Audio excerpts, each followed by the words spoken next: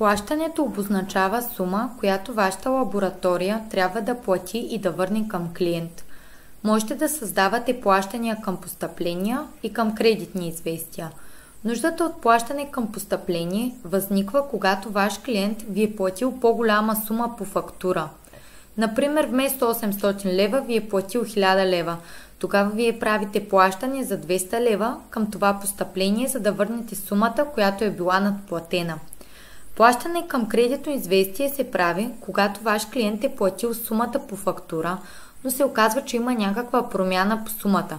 Например, фактурата е на стойност 200 лева, ваш клиент прави плащане към вас за 200 лева. Оказва се, че има необходимост от корекция по поръчката или вие в последствие решавате да намалите сумата по фактурата поради някаква причина. Тогава издавате кредитно известие, например за 50 лева към клиента.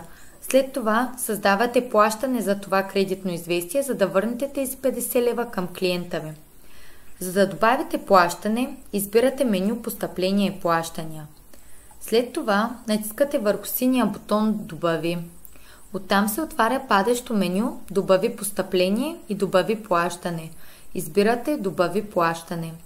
Отваря се екран Създай ново плащане. Плащане създава към постъпление или към кредитно известие. За да създадете плащане, избирате клиент, след това под тип документ избирате плащане към постъпление или плащане към кредитно известие. Избирате дата на плащането, като тук софтуера дава възможност да отбележите плащането с задна дата. Избирате метод на постъплението, може да изберете между банков превод, пост, терминал или в брой. Въвеждате сумата на плащането. Софтуерът позволява да въведете референция към плащането, както и да добавите бележка към плащането. Най-отдолу на екрана ще видите всички кредитни известия, за които се очаква лабораторията да направи плащане към дадения клиент. Подвърнато в това плащане въвеждате срещу всяко кредитно известие сумата, която е платена. След като сте разпределили сумата, кликвате върху синия бутон Запази и успешно създавате плащане.